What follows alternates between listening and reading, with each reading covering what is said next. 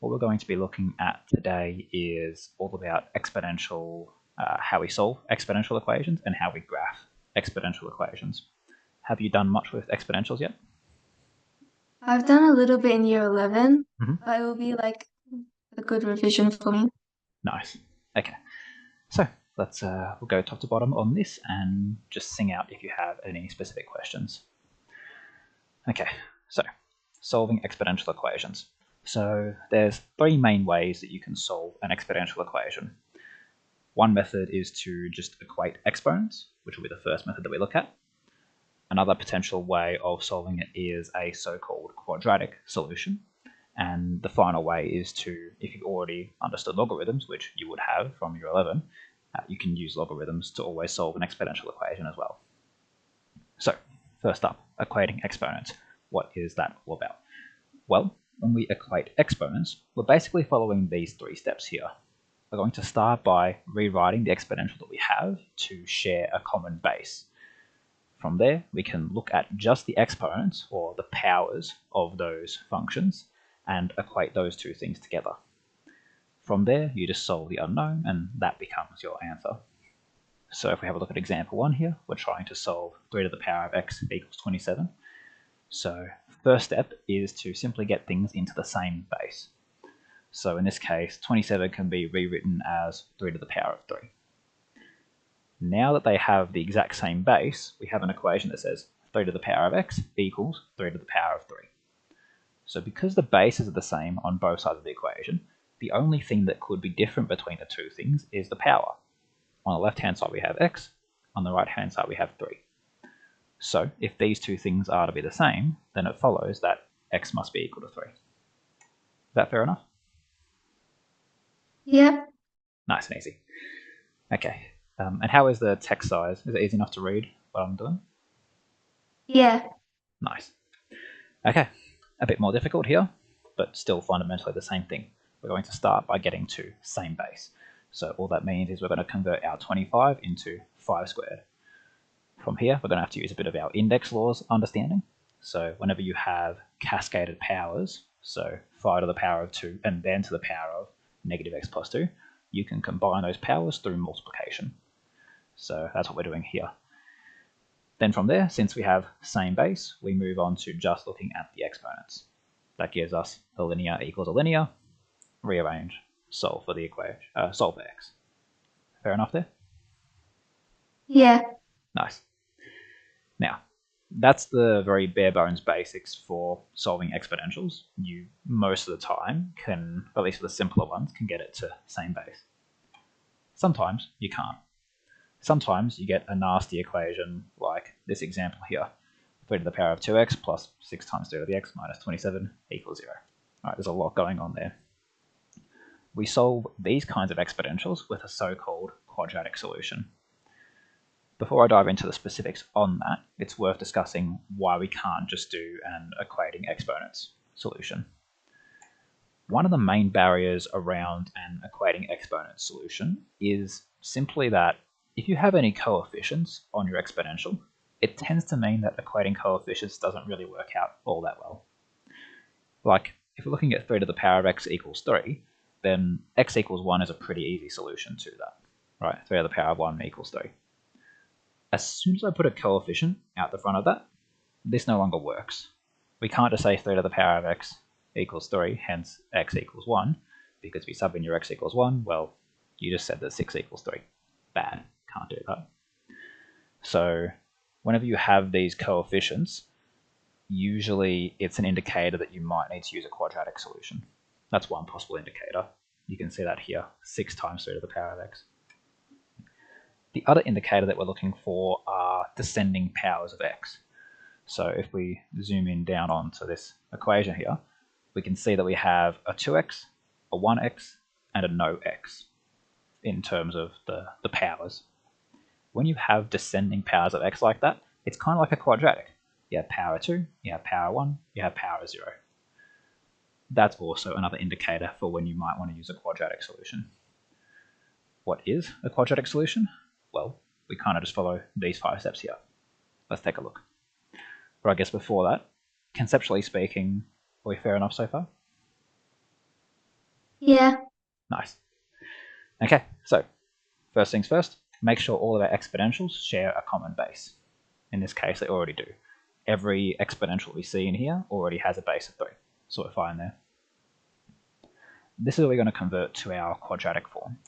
So pretty much all that we're going to be doing is doing a bit of rearranging here with our index laws. Namely, we're going to take this 2 off of the x. Now, technically speaking, you don't have to do that. That's really just there to show you why we do what we do next. So I'm going to convert our 3 to the 2x into 3 to the x all to the power of 2. From there, you can see there's this common factor of 3 to the power of x in both of those terms.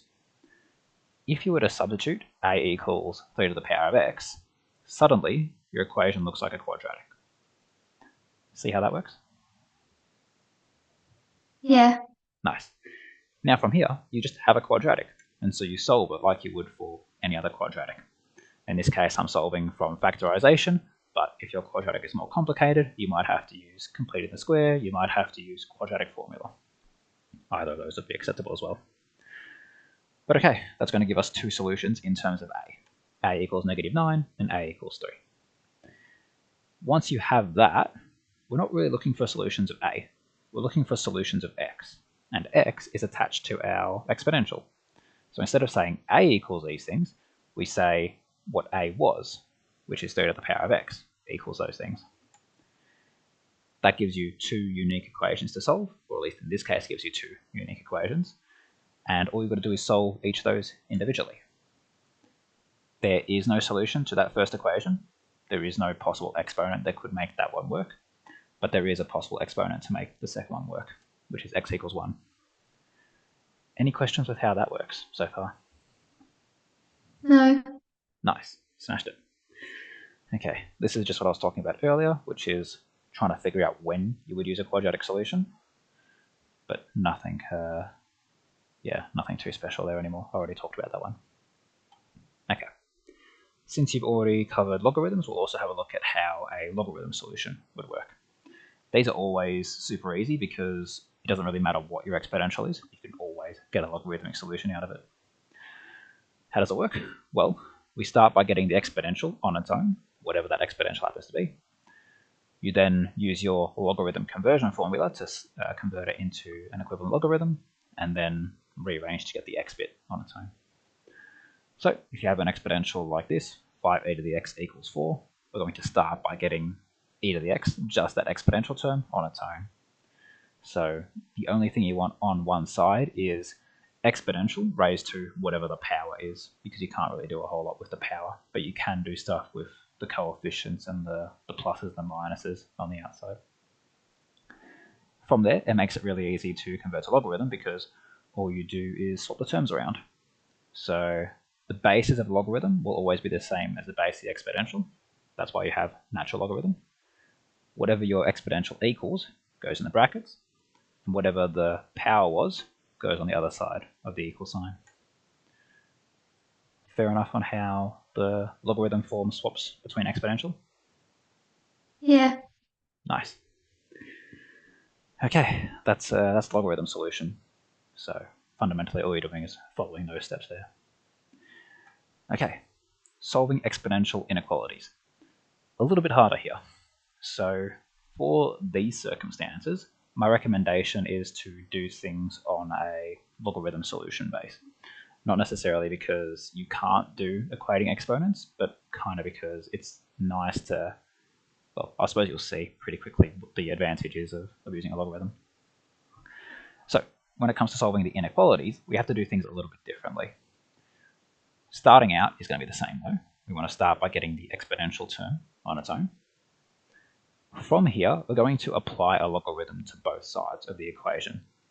And specifically, we're going to choose the base of the logarithm to be the same as the base of your exponential. Now, the reason why we're specifically highlighting the fact that we're applying a logarithm to both sides rather than just swapping the terms around is because we have that inequality.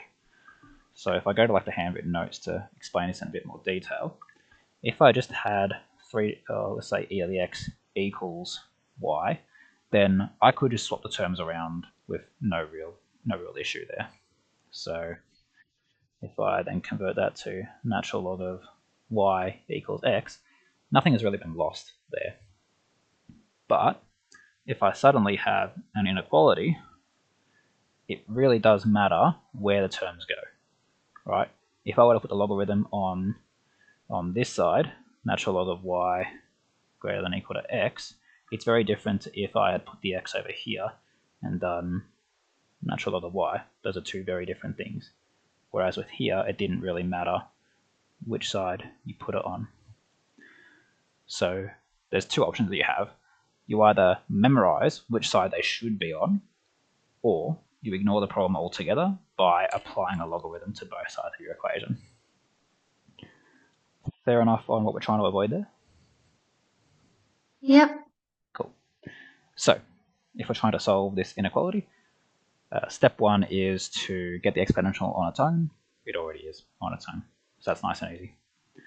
From there, when we apply our logarithm, we choose the base to be the same as the base of the exponential.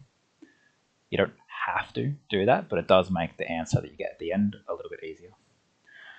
So in this case, we're just going to wrap both sides of our equation with the log of 0.4. Now, one thing that's worth mentioning is that when you do a base between 0 and 1, the inequality has to flip. That's the only thing you've got to keep in mind when it comes to the exponentials, the logarithm solution version. So apply our base of a log of 0.4, and we're going to swap that less than or equal to a greater than or equal to. Then from here, we're literally just using our log laws. So x is trapped inside the bracket. We can bring it out because power can be brought out the front using the power law. Then we use the identity of when you have same base and bracket, that logarithm is equal to 1. And so that bit's going to cancel down, and you're going to get an answer of x greater than or equal to log 0.4 bracket 0.3. If you had to give it as decimals, then you would obviously have to use the calculator. There is no way to get it decimal by hand, or at least no practical way of doing it by hand. And if you need a decimal, then you might as well not do this at all and just put it directly in the cas, right? But okay, so that's probably the neatest way of going about it. If you do want to choose a different base, and if you don't want to worry about like flipping this sort of stuff, then you can. So if you take like the natural log of both sides, for example, then you can follow very similar steps where, okay, I've got x as a power, I can bring it out as a coefficient. The problem comes with when you get x on its own. Natural log of 0.4, is that positive or is it negative? What do you think, just by looking at it?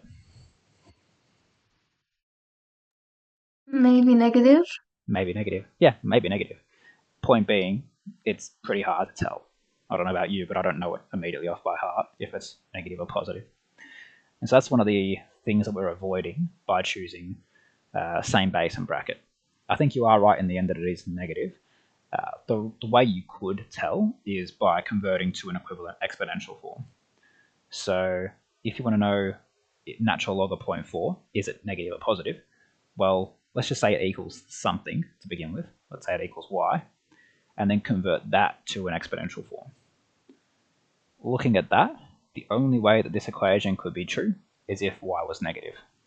Because if you didn't already know, e is about 2.7, and so any positive y value is going to cause it to get bigger than 2.7, and any negative one will start shrinking it closer and closer to 0. Hence, the logarithm must therefore be negative, and so when you do your division, you flip the sign. So there's that disadvantage, and there's also the fact that you've now got two logarithms as opposed to just one logarithm as your answer.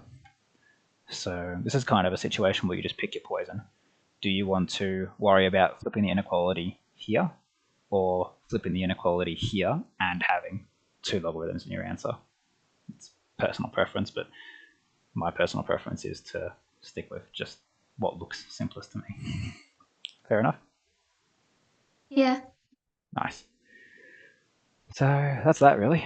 These are all the ways that you can solve your exponential functions, and a bit on how you solve the inequalities specifically. Is there anything in there that you'd like me to dive deeper into? Maybe solving with the quadratic. Solving the quadratic solution? Yeah, fair enough. So I think I have another example in there when I was saying when to use a quadratic. Let's see, is that actually different? It is. This one had x equals 1. This one had x equals 2. So this should be different. Okay, so... Oh, it might be this one actually. Yeah, okay. So let's walk through this one, maybe line by line, just so we can make it appear a bit easier. This actually is a harder one. What do you think? Go through this harder one, or try to redo the same one before, but line by line on the paper? Go through the harder one. Yep, sounds good to me. Okay, so if I start writing this one out now, we're going to have 9 to the power of x minus 2 times 3 to the power of x plus 2, and then plus 81 is equal to 0. Okay, now just by looking at that, we can identify one of the key things for if we need a quadratic solution, and that is that we have coefficients on our exponential terms. Namely, we have this multiplication of 2 in there. So that kind of thing is an indicator that you might need a quadratic solution for this. The other indicator is usually that there's other like exponentials in there, and there's other constants in there. So pretty much like the real is just if your thing looks complicated, you might need a quadratic. This one here, however, is a bit harder to spot exactly how you do that. One, because you can't really see immediately descending powers of x. Like, for example, you've got an x here, you've got an x plus 2, and you've got a no x here. Bit harder to see what you do there. That's where that step 1 comes into play. So if we have a look at step 1 in the actual framework, it is rewrite all the exponentials to share a common base. So if we're looking back at the handwritten bit, and it'll actually focus eventually. Come on, camera. That's better. So if we need to rewrite these into a common base, how might we do that? We put 3 to the power of 2x. 3 to the power of 2x. Yeah. 3 to the power of 2x minus 2 by 3 to the x plus 2 plus 81 equals 0. Nice. Now, we have everything with same base, but one of the issues that we're having is to figure out what our substitution should look like. Now, just by kind of looking at it, we know 3 to the power of x is probably going to be the right substitution, but we can't really just sub that directly in here, or at least it's hard to see how that might look. I don't know, like if I said sub in 3 to the power of x as a, do you think you'd be able to do that from here? Maybe. Maybe. Okay. Well, do you want to give that a shot and see if you can, or shall I keep going? Can I maybe try it? Yeah, go for it. I'll send my answer in the chat. Yeah. It might be a bit hard to send the answer. You could probably just speak it, be a bit faster. Okay. What, do you mean as in, do you want to take it all the way to the end for a solution? Oh no, I just want to try and sub in. Yeah, it's a long string, so probably easier to speak it. I would do a to the power of 2 Yep. minus 2 times a plus 9 plus 81. Plus 9 or times 9? Oh, times, sorry. Yeah, times. That's actually it, right? I believe so. Let me just see exactly that. Yeah, because you use your exponential laws to separate the x and the 2, and then combine that down later at the end. Yeah, you found it. Yeah. Exactly right. From there, since you're already on a bit of a streak there, where would you take it from there? I would multiply -2 by 9, so it'll be a squared minus 18a Yep, plus 81. perfect. Then from there, well, that is just a quadratic. If you can do stuff like this, then I'm sure you have no trouble solving a quadratic. Maybe just verbally I speak it. think it's Hmm? a minus 9 squared. A minus 9 squared. Yeah, 9 9's 81. That sounds about right. A minus 9 squared. Yeah. Brilliant. Might as well finish it off at this point. So the answer will be a minus 9 is equal to 0. Yep. So a is equal to 9. Perfect. A equals 9. So that's an A solution. Is that what you want? Then we plug 3 to the power of x. So 3 to the power of x is equal to 9. Yep.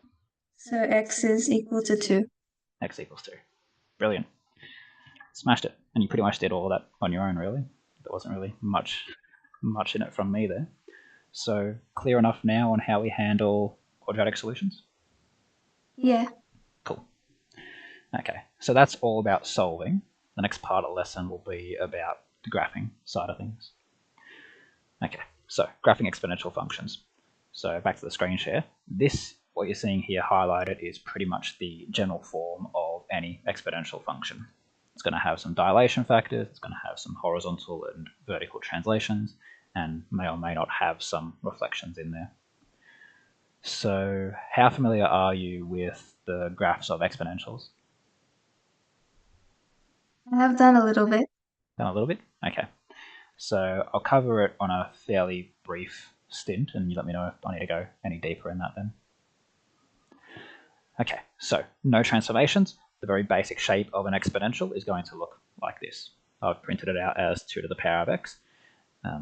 One thing worth noting here is that this is what it looks like if your base is greater than 1. It's going to ascend from left to right. The reason why it works like that is because, well, if you just test some x values, you can see that the y values get larger and larger and larger rapidly. But if you test some negative x values, you now have negative indices, which can only get closer and closer to 0. That's why we have that asymptote. The other thing worth mentioning is that if you have a different base, so a larger base, then it's going to rise faster because, well, once again, you now have like 10 to the power of 2 is 100 versus 2 to the power of 2, which is 4. So base plays a massive role in how fast it'll ascend and how fast it will go back down to the asymptote. If your base is between 0 and 1, then you get what is effectively a reflection in the y-axis. The reason why, again, can be found by subbing in some x values. You can see that when your base is between 0 and 1, having larger powers just gives you larger and larger denominators. That's why positive x is getting closer and closer to the asymptote, whereas negative x, you'll see the opposite effect. You're flipping that fraction into an integer, or at least this fraction into an integer, and suddenly that's going to get rapidly larger and larger on the negative x side. Same effect can be seen with different bases, where in this case, larger denominators between 0 and 1 will cause it to rise faster and fall faster to the asymptote. Clear enough so far? Yep. Nice. Dilation factors also kind of work like different bases, but they have a much weaker effect because they don't get affected by the full exponential. It's just taking whatever the result is and then multiplying that rather than having a bigger base to compound onto itself. If A is bigger, it shoots off higher. If A is smaller, it takes longer to rise. The D term, I've written it as integers and divisions here. If your, how to write this better? If your coefficient is larger on the x, then it will raise faster. If it is a smaller coefficient on the x, it'll raise slower. Once again, reflections, nice and easy, work the same way with any other function. Here's your reflection in the x-axis, you just have a negative sign at the front. Same thing with whatever base you have, you just reflect in the x. The x is acting like the mirror. Reflecting in the y is acting like the mirror. So depending on what base you have, it'll reflect in a slightly different way because the original graph was slightly different. Any more detail required there? No. Actually, I Translation? have a question. What is the difference between if you have a dilation on your exponent or if you have it out the front? What's the difference? As far as how it impacts the graph, it just looks a little bit different on the equation. So they are called different things, but they don't actually behave differently. Now, to try and explain that a little bit better, hopefully the CAS will play along with me, but I've noticed that if you define, like let's say I'm just defining some random exponential here, we'll say 2 times e to the 5x. With any luck, it'll play along. Nah, didn't do it. What if I control enter? There we go. So any exponential can be rewritten in a simpler, well, I say simpler form, but I basically mean all the coefficients on your exponential can be condensed down into an equivalent other exponential. So all that to say is, even though we do call these things different, they still more or less impact the graph in the same sort of way. They still impact how high does it rise, or sorry, how fast does it rise or fall. So what we're seeing here is that you could say 2e to the 5x, or you could say 2 times a new base to the power of x. Those are the same sort of thing. So base, dilation, dilation, all those things still perform the same relative effect, which is how fast is it rising and how fast does it fall. Is that fair enough? Yeah. Yeah. So we, just because we see an equation that's different, we call them different things. Like we call these dilations from the x or from the y, but fundamentally they're doing the exact same things. Okay, translations. Translations are a bit of a weirder one when it comes to exponentials because there isn't really like a key feature that it moves, at least not the horizontal. The horizontal, you can see if you were to sketch these both by hand, you basically wouldn't really change what you did. You would just change what you label as the y-intercept in this case. They work the exact same way as any translation would work on any other function, where if you have x minus h, you're going to the right, and if you have x plus h, you're going to the left. The reason why I say h is negative in this case is because the general form is x minus h. So h being a positive here makes it look like x minus a number. So x minus 2, the h term is still considered positive there. Does that nuance make sense? Yeah. Cool. Okay. Vertical translations is really the only one that you actually care about because it sets where your asymptote is going to be. So it doesn't matter what your exponential is, the asymptote will always be your y-intercept. Oh, sorry, your vertical translation. I'm thinking about linear there. So if you have x plus 1, you've got a asymptote of y equals 1. If you have 2 to the x minus 1, then it shifts down. It doesn't really matter, even if you had like a reflection. So if this was negative 2 to the x minus 1, it would just shoot off in this direction here as opposed to upwards. But the asymptote would still be at the same spot. Okay, that's all the basic shapes there. Any questions before I get into how we do this by hand? No. Cool. Okay, so sketching by hand. The key things you need to know are where is your horizontal asymptote, x-intercepts, and potentially, no, you'll always have a y-intercept. You potentially won't have an x-intercept, depending on what your graph looks like. We've seen that a couple of times, like here, 2 to the x plus 1 doesn't touch the x-axis ever. But okay, so horizontal asymptote, as I've said, always given by plus c, whatever your c term is. X-intercept can always be found by setting y equals 0 for any function. This is no different. You set y equals 0 and you just rearrange this exponential, whatever that happens to look like. I've written it purely generic here. You can get it to a stage where the exponential is on its own, convert that to an equivalent logarithm, and then that will be your x-intercept.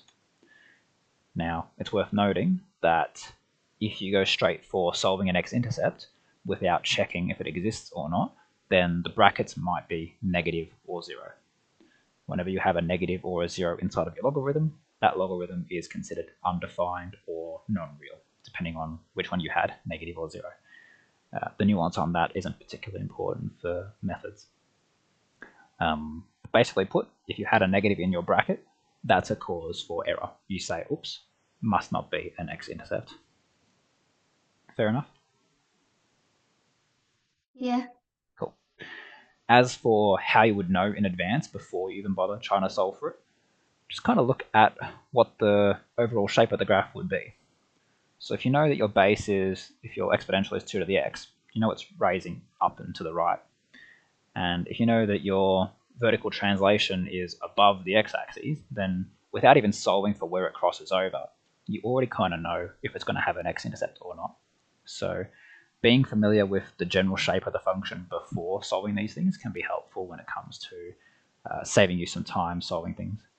Like, that's a few lines of working there that you can just save out, or that you can save by just getting a rough sketch of it before solving anything. But yeah, the only other key feature you would need is the y-intercept, which is very easy. Set x equals 0, and it usually is just that easy. You just go to the next line, and that's pretty much what you would write as your y-intercept. Okay, the only other complication might be if you have a restricted domain. So if your exponential has a restricted domain, you would also need to find the endpoints at the end, being mindful of using square brackets, open brackets, or using open circles and closed circles. So for the next part, this is basically how we sketch anything by hand, or any exponential by hand. We will have a look at an example. But before that, is there anything I need to clarify? No. Nice. Okay, sketch the graph of this nasty exponential. So step one of all of my sketching frameworks is to make sure that you have the general form of whatever your function is. In this case, it's an exponential. This is not the general form of that. The reason why is because it's very hard to see what all those key features are. Like, for example, this is not a shift down by a third. This is not a translation of 6 to the right. You have to make sure that you take these coefficients either, in the case of the y, you would have to distribute it, and in the case of the x, you would have to factorize. Having done that, you now can easily see what all these key features are. Fair enough? Yeah. Cool. Okay. The next easiest thing from there is to just find our asymptote, whatever our vertical translation is. In this case, we can see it's +1, and so we're going to put that y equals 1 as our horizontal asymptote. From there, I recommend finding the shape of the graph by looking at any of those reflection terms, and also, I guess, by looking at the base as well. Is our base between 0 and 1? Because that'll also cause a typo reflection. In this case, we just have E, so it's going to look like bottom left to top right. Oh, sorry, it'll raise from left to right. But because we have this reflection term, it's going to flip from being top right down to bottom right. Again, the reason why we do that is because we can now see quite clearly that this does have an x and a y intercept, even if we haven't solved what they are yet. So now let's solve them. For the x-intercept, you're just going to set y equals 0, and then just continue to rearrange and solve that logarithm. Solve that exponential, rather. If you have a cas, then you're likely going to require to give it to a number of decimal places.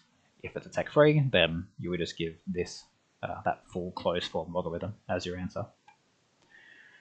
Y-intercept, very easy, x equals 0, and you can see if you're doing this tech-free, it'll just look like that. Tech-active, not much more difficult. You just hit Control-Enter on your cas, and nothing else will have changed. That's if you're using this one, by the way. What cas are you using? I have the blue one. Yeah, so, but it's still TI Inspire. Yeah. Yeah, so it's that same UI, it's just Control-Enter, and you get your decimal form. Reason why I specify is because the Casio has a different way of getting decimal. I think it's just, there's like a little button at the top here-ish you can press. But besides the point. Okay, this one didn't have any restriction on our domain, so we don't have to find any endpoints. But if you did, all you would do is sub in the upper and lower bound into your function, and those become the endpoints. All we're doing here is labeling those points and calling it a day. Okay. Right. So another issue that I've mentioned in my notes here is that sometimes when you're just going straight for solving intercepts, it can be kind of difficult to figure out, do I have a positive or a negative intercept? Because just by looking at this graph, even knowing its shape, you might draw this two different ways if you're doing it tech-free. So if I go back to the handwritten bit and get an axis going, we know our asymptote is y equals 1. That's no issue.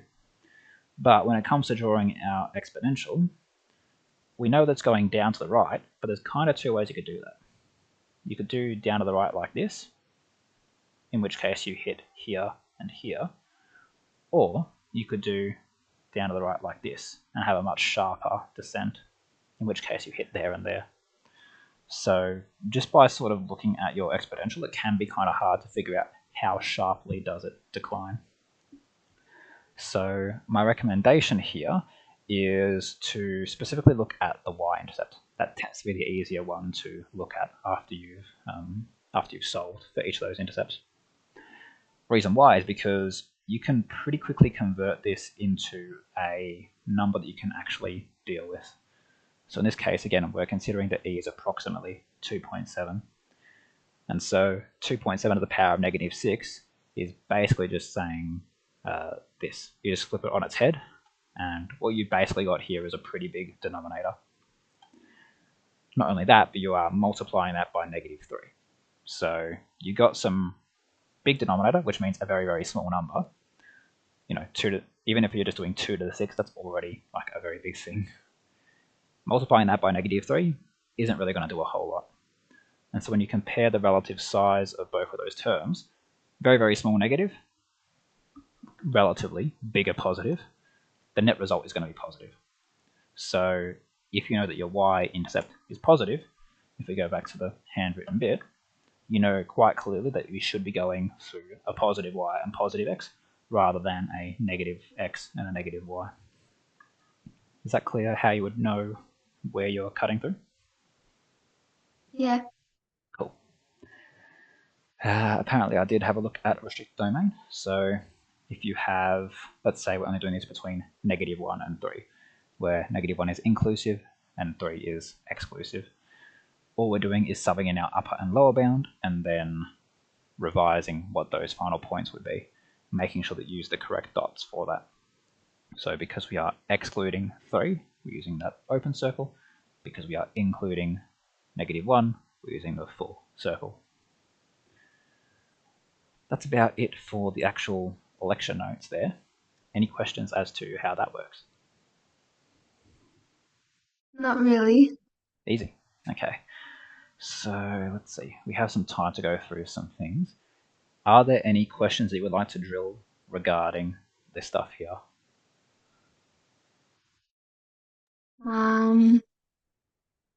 Maybe the solving things. The solving stuff? Yeah. So I believe that should be 5C, solving some stuff. And I take it you probably want to look at the quadratic side of things, which would mean chapter 4 stuff here. So, I mean, I'm assuming that you want to do quadratics. Is there anything else in here that looks more your speed? I think the quadratics.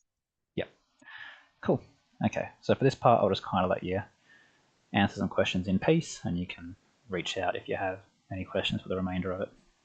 And of course, if you feel like there's nothing else to learn, then we can adjourn early. Don't have to keep you here all day. Thank you. Yeah, no worries.